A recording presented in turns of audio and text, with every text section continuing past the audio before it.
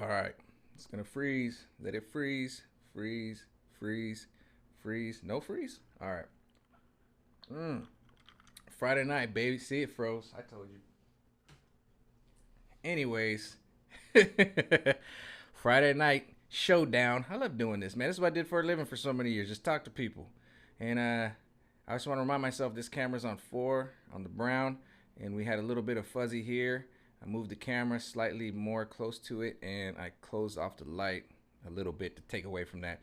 And if that doesn't fix it, then it's just the Archangel Michael wants to talk to you. I don't know.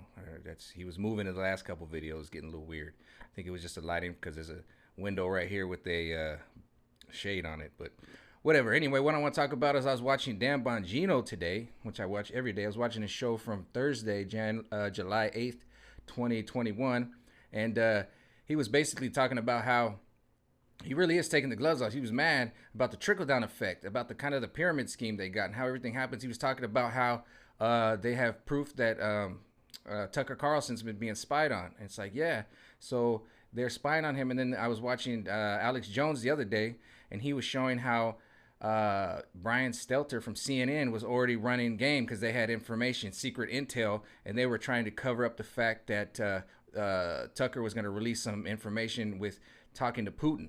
And so they basically were spying on him because Tucker was talking to people and trying to get an interview with Putin. And you already saw Stelter and CNN trying to run some kind of game to cover it up and say that Tucker is the new Alex Jones. You know what I'm doing? They're trying to like put him in that conspiracy theory, which they've been trying to do. They're trying to get him off there because CNN is dying. You know what I mean? Like a just dying. Okay, they're sinking. They're sinking like the Titanic. They're sinking like Sleepy Joe, like Kamala said Sleepy Joe was. But anyways, and he's starting to see how they run cover and how it comes. They get the information, they release it, and he's starting to see how in the cyber world and Twitter, he pulled out a bunch of tweets of people that are trying to run cover and push the agenda. And they're starting to see the agenda. Now, this is something I want to talk about before we had the internet, before this was all internet savvy. And I want to talk about how they run the street level stuff on the street, in the bars, in the restaurants. And now that we can see that with BLM, with Antifa, and with these agendas that they have, we've seen them on the street level. Well, I've seen them on the street level personally, and I've had friends who've done it because I've tried to not get big, but I've tried to go into the music industry. And as you can see, everything I've tried to do is independent. And I've had friends try to do that. And I've witnessed the attack in live, in person, of people coming. There's a reason why Dr. Dre's like, I keep my ear to the ground, sign Eminem, because the music industry keeps their ear to the ground.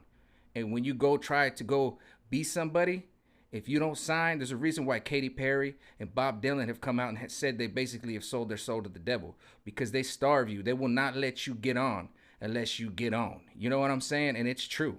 And that information has come out. Just look it up. Katy Perry straight out admits it. Bob Dylan straight out roundabout admits it, but he basically admits it. And I'm not trying to go down this satanic path, but I'm just trying to say they want you compromised to get there. Now look at Britney Spears, okay? You know, I always say she's a puppet, but probably her parents, I wouldn't be surprised if her parents did compromise her, because I've had my parents compromise me in this story I'm about to tell you. Now, I've told it before, but I had left out the second side of the story, okay? And this is when I tried to get on. I noticed that people were coming to bars that I was at, and they were offering me record contracts. I'm like, how do they know I'm doing this? And I was working on an album, but I was doing everything myself.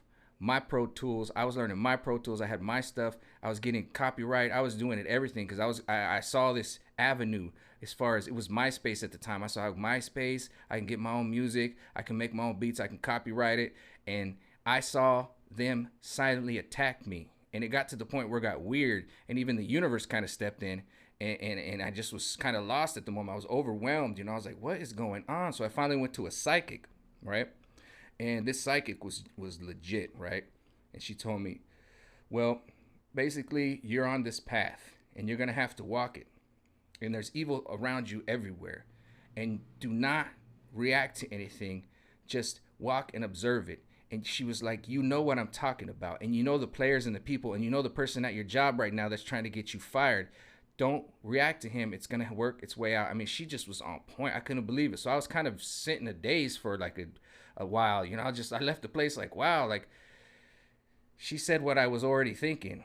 Like, I feel like I'm being attacked in these subtle ways at bars and every place I go, and even at my job, there are people coming in and just everywhere. And so as I was digesting it, my dad heard that I went to a psychic. Stepmom came out, and she would eventually admit that she was part of a group and people that were trying to interfere with my life. And this is just like overwhelming. And I'm like, what is going on? And so finally I got to the point where I was like, well, the only thing I'm really trying to do with my life, I'm living in my parents' garage. I got a little ride. It's just a little ride. And I got this job at the hotel. It's not much. I'm just getting by. I'm just, live and let live. But these people are coming around. And it was, for example, I dated this girl from Hawaii, and I stopped dating her for about a year. People would literally come by, open the door, and just scream Hawaii into the bar and disappear. And I'm like, am I in the freaking Truman Show? Even the bartenders were like, what's going on? And it was like they were trying to make me go crazy. And that's why I ended up eventually going to the psychic, because I'm like, what is going on? And she basically said, yeah, you got to walk this path. It was at that point where I said, Mikey just ain't your normal dude. So you want a piece of Mikey? I'm going to give you the whole enchilada. So what I did is I developed this plan because my parents, like I said with Brittany, had already ruined my chance. And I put that story out there in one of these other videos of getting on with the Chargers, which was never 100%. So at that point I said, you know what? I am about to make some noise in San Diego. All right. You ain't gonna buy my song. You ain't gonna get my song. But what I'm about to do is I went and got the tackiest.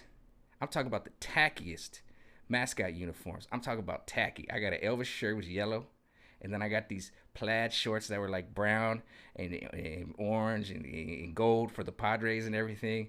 And then I got this powder blue hat that said Aloha from Hawaii. I got some powder blue shoes, and then I got for the Aztecs, I got the lumberjack with the cap to match. I had the black and red squares, and it was like a suit. And then I had a fedora, and then I had this ridiculous brown and yellow hat, like a cabbie hat. And I just went around all the sports games because we got the Padres, we got the Chargers, we got the Aztecs. So I went all of them. I was at all the games. I was everywhere I could go. I even went with the women that were walking for cancer. I was everywhere in San Diego. I was like, if you see my videos right now that I posted on Rumble and everything, that was nothing. I was everywhere. I was making noise. I remember I went to the Chargers training camp, and I went and sat all the way at this one little corner by myself. And I remember Phillip Rivers couldn't keep his eyes off me. He's just like, what is this dude doing? I had a big old giant bag from Comic-Con, and I was like a mascot. And I sat there, I started reading a comic book as they were practicing. And I just kept going. I remember one time I was up in the stands, and I had my little I was on the Megatron. I was on everything all the time. And then I really started noticing that I was making noise and stuff was happening when I was at a San Diego Aztec basketball game, and I had my lumberjack with the cap to match, and I had my Elvis thing on with some jeans, and I went to the bathroom, and I had to walk by the bench, and I look over to my right, and the entire basketball team of the San Diego State Aztecs was just staring at me. And then it got freaky. This is when it gets freaky, because I tell you, there's witches. So I'm going to the bathroom, right? And I hear this voice, and it's really weird. She's like, Michael. And I'm like, how do people know my name? They don't know my name. And so I go to the bathroom, and then as I'm about to turn to go in the bathroom, she's like, Anthony. That's my middle name. And I didn't freak out. I just played it smooth. I turned to the right, and I kind of gave her a look. But I had I forgot I had Elvis shades on. I had silver Elvis shades with purple lenses. And so I seen her. And then I came back out, and I looked at her. Dude, she was like a 4'5" little witch, 5 foot little witch. And she had these two little pale kids, look like children from the corn and stuff. And I was just like, uh-oh. I was like, uh-oh. I'm my plan is working, because the Charger song was already a Dunsky's. Like, my dad already ran up in there and started screaming. So I was like, you know what? Screw it. You're gonna have to listen to me, Mikey, one way or the other, huh? So then after I left the game, I was walking, and all these young dudes ran past me like jocks, and they were all like yelling, and they were all like, "Whoa!" I was like, okay, they're gonna go party, I guess. And then one black dude, just didn't matter, he's black, but one dude came up to me and was just like, he just got in my ear and was like, "You better keep your head on straight." And I was like, what in a movie right now? Is this Get Out? Keep my head on straight. And then after that, it started going loco. And then at the time, I had just moved into this studio apartment in Pacific Beach. And I never forget, it was like it was about 1 o'clock in the morning. I probably just got home. And I remember I was working on some music, and I was just working on some beats or whatever. And I was just sitting there in my living room. I had a studio. I was just in my little bedroom. And then I heard this car screech, and these car doors open, and I'm like, what's going on? And then these dudes just ran around my apartment, were just banging on my door, my window, my bathroom window, and they were just like, Chargers, Chargers. And I was like, oh shit. And then after that, it was like 6, 7, 8 months of just people just constantly messing with me. Just like I provoked them and they wanted to come after me. Okay. And I had the one advantage that they had.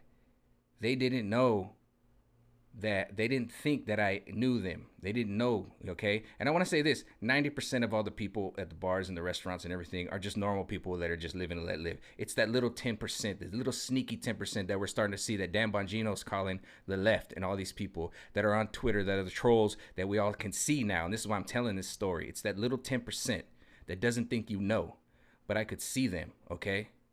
And I messed with them and they took it as a personal vendetta, and they came and they wanted to ruin my life. And I told you, there was in another video, there was a group of guys that kind of had I think a bet or like a hedge fund on my little butthole, you know what I'm saying? So you best believe I barely got any girls if I did. And when I did, I couldn't go to the bathroom because I went to the bathroom and they got up in their ear, whether it was the bartender, the server, or the general manager at some bars. Oh yeah, the general manager at the tavern, and it was the PB canteen at the Cabo. Yeah, oh yeah. Larry, what's his name? Larry? Yeah, that dude, F that dude. I think he works at Mavericks now. Larry, F you, homie.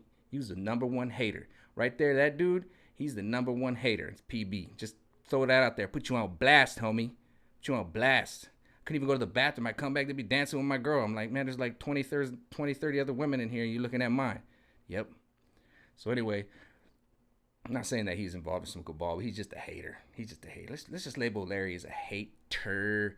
Loser. He's a loser. Miserable. He's the definition of misery. But anyway, what I'm talking about is that, yes, these people are in society. Foot troops. And now we see it with BLM and Antifa and everything. And we see how your parents can be compromised. My stepmother, what's her name? Marilee White Romero. That's her name. Put her on blast. Yeah, Marilee White Romero from Bakersfield. Grandfather and everything. The last name is the White Lane. Yeah, that whole family. F that whole family. Let's put them on blast right now. She was connected to something. Confessed she was a witch to me. And said she was connected to something that was trying to disrupt my family, which is another point I want to get to. As I read these cards in a positive way, best believe other people read these cards and look ahead and they want to knock you off your destiny. This is another reason I want to talk about this. These people think it's funny to knock you off your destiny.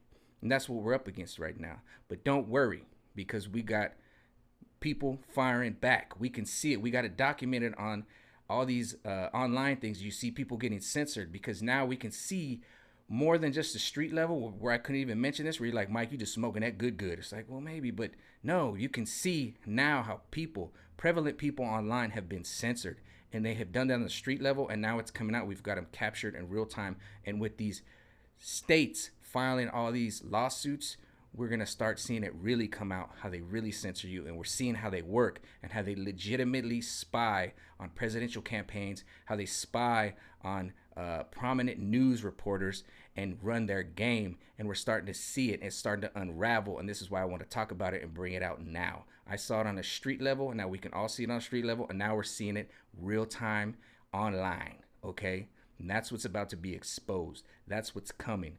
36 states plus that class action lawsuit by Trump, they are firing back. And we're about to see how far this rabbit hole really goes. Okay? They have stepped into the trap, and now it's time to get them back. And that wasn't my destiny. I didn't want my destiny with the charters. At one point, that became a trap, and I just wanted to observe it. And now it all makes sense, and there's clarity to all that. And I feel very good about that. All the stuff I did, the little weird stuff I did, where I set people up to just sit and see what they were doing in society, when I could notice that people, you know how weird it felt to know people were like in the bar trying to like manipulate me, and just sit there and just have a conversation with them. It was weird. But I did it. Now I feel justified. And I feel great when Dan Bongino was just going off like, damn, you can't believe this? Look at this guy's tweet right here. Look at this guy's tweet right here. They're aware of what they're doing. They're very aware of what they're doing. And they've moved it from the street game to the internet, but they still have it on the street game. And you've seen somebody had to go and recruit that person to BLM. Somebody had to go and recruit that person to Antifa. So just let you know, they're everywhere, okay? Especially for the young people. Understand this. You know, just be aware of your surroundings. You know what I mean? People could be running a little game. It's fun for them. It's a joke. It's a joke, you know? And there is a little bit of mystic stuff that probably will be coming out more and more of stuff that people are doing. So I don't want to get into that tonight. I just want to leave it where it's at right now. I think I had a good little live. I think I explained myself pretty well. And hopefully this guy is not moving around. But if he is, so be it. All right, man. Peace out.